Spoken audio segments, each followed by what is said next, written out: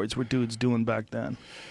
I mean, basic. You know, you got, you know, your tests, D-ball. It's just basic stuff, you know. And back then, you know, because the DA had come in and you know, was trying to find out what we were all doing, they made us do it legally. So, you know, you had to go to the doctor and get all these prescriptions. And you would get prescriptions for steroids? Yeah. What kind of steroids would they give you a prescription for? Like any kind of test you needed. They would give growth hormone.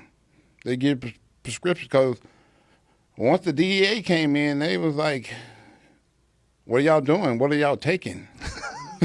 But when you think, like, the DEA, shouldn't you be out there catching people selling meth? Yeah. Why are you going after bodybuilders who are also cops? That seems ridiculous. Because they had kids out there that were taking it and committing suicide. Oh. See, I didn't know what that was when I was a kid. They were committing suicide because they were getting depressed from the steroids coming off of it? Coming off of it. Yeah. So they trying to figure out, you know, what are y'all doing? We got to get y'all off this stuff. And so that's when you got a doctor that was willing to prescribe everything. Mm-hmm. So was this while you were doing Mr. Olympia? Mm-hmm. Yeah. So all that stuff was above board. It was all legal. Yeah. Everything was legal back then. And is that the case now?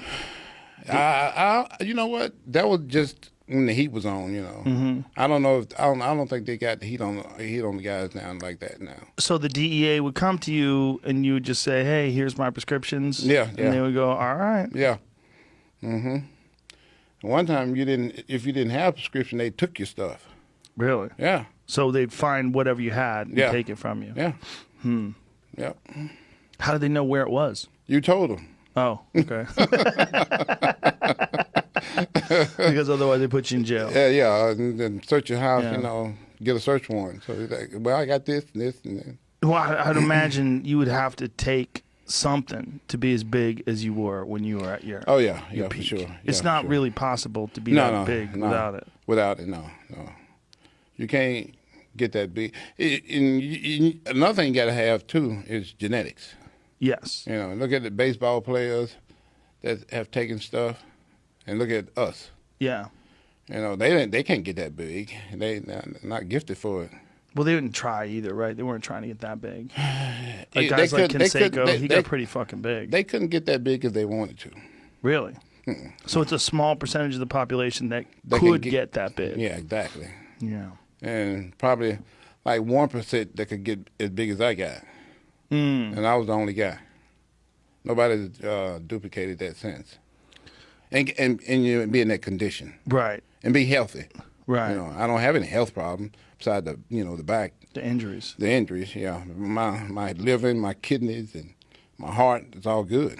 Did you, while you were doing things, did you get frequent blood tests? And every 3 to 4 months. And the doctor would go over everything and make sure everything was fine. Everything's always good. That seems to be the big misconception about steroids, is that people think steroids and people kill think you're taking like tons of stuff. I wasn't taking tons of stuff. I probably wasn't taking no more than what those baseball players were taking. Just working out more, lifting more, lifting more, and gifted genetically for it. Dorian Yates said basically the same thing. Yeah. It wasn't that he was taking a lot, not compared to a lot of guys. Exactly, yeah. People think I was taking massive amounts of stuff. If I'd been taking massive amounts of stuff, I don't think I'd still be here. I don't think I'd be as healthy as I am now. Right. You know, besides my back surgery and neck surgeries, I'm all good. And like I said, my liver and my kidneys and heart and everything's still holding up real good. Now, when you would get off for that 3-month period, would you cycle off of everything? No, cold turkey. Cold turkey? Yeah, really? Cold turkey. I didn't take anything or nothing. And what did you feel like over those 3 months? Normal. Really? Normal. Didn't bother me a bit. So you got just great genetics, man. Craziest ever. Yeah, I mean, obviously, there's no way you could take all, Cold turkey, I stopped everything. One day, I'd be taking, a bunch of stuff. Next day, nothing. And your body would just feel normal. Body felt normal. Didn't bother me a bit. That's so crazy. Didn't get depressed or nothing, you know. Yeah. Felt normal. That's just genetics. Yeah. I still was strong. Wow. I could still, you know, squat, you know. I could squat, you know, 700-800 naturally. Wow. So you basically capped a lot of your gains. Yep, I was still 300. Still 300 pounds, you know, without taking all that stuff.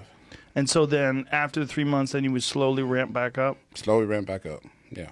And all this under doctor supervision? All this under doctor supervision. And all the while I'm getting my blood work done every 3 to 4 months. So a lot of guys, after they're done competing, then they have to get on testosterone replacement therapy because the endocrine system's kind of messed up. Exactly. Did you have to do that as well? Yeah. Yeah. Yeah. It seems like that's just a part of the sport, right? Yeah, it is. Yeah, it is. Yeah. It's interesting, though, because, like, for the longest time, these guys were doing these ads in magazines, and they were attributing everything to some supplement that they were selling, or some creatine, or some this. I mean, all that stuff does something. It helps you out a little bit. But it's not going to get you. It's not going to get you 330 pounds with 3% body fat. No. No, it's definitely not going to do that. Was that something that you were allowed to talk about while you were competing? Yeah, I mean. Did it come up? Yeah. Yeah. I talked about it. I didn't have no reason to hide it. People. Because it seems like people were not hiding stupid. it. They're not. No. When you got that big, Yeah. it's like, yeah. But it seemed like there was an era where bodybuilding kind of tried to pretend that they weren't taking that. Yeah. Because of all those, you know, people committing suicide and kids taking all that stuff and doing it the wrong way, you know, not having it prescribed and all this kind of stuff. Also, the more is better Black market philosophy. getting bad stuff, you know. Right. Yeah. But there were some guys that would just say, well, the way to win is to take way more than everybody else. Yeah. And see what your body could tolerate. Yeah. Yeah. The more you take, the better you're going to be.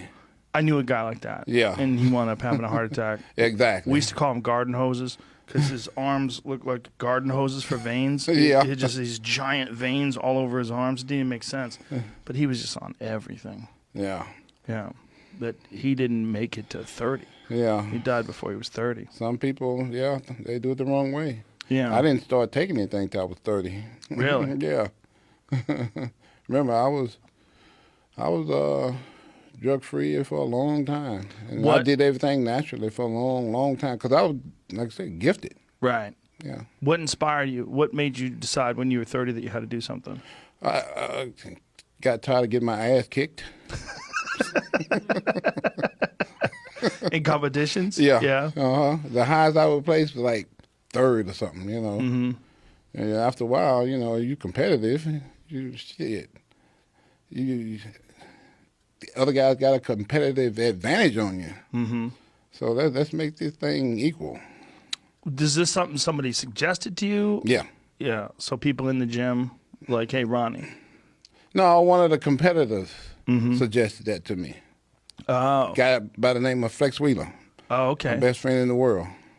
That guy was fucking huge. Huge. And he taught me everything I know. Did he really? Yeah. He also got me the best nutritionist ever. That's how I won my first Olympia.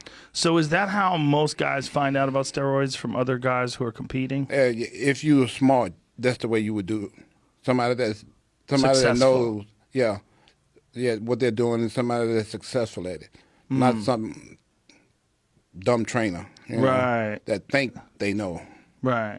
You know, Flex had won, major contests, and was a real experienced bodybuilder at the time. You know, I'm still new to the sport. Right. I didn't get into it till I was 24. You know, I think he started probably when he was like 16, 17, somewhere in there. I never did that kind of stuff because we didn't have it where I was from.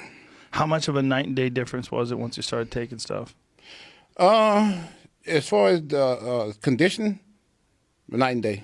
Night and day in your ability to work, to put in work? No. The condition of your body? Yeah, the only thing changed was conditioning.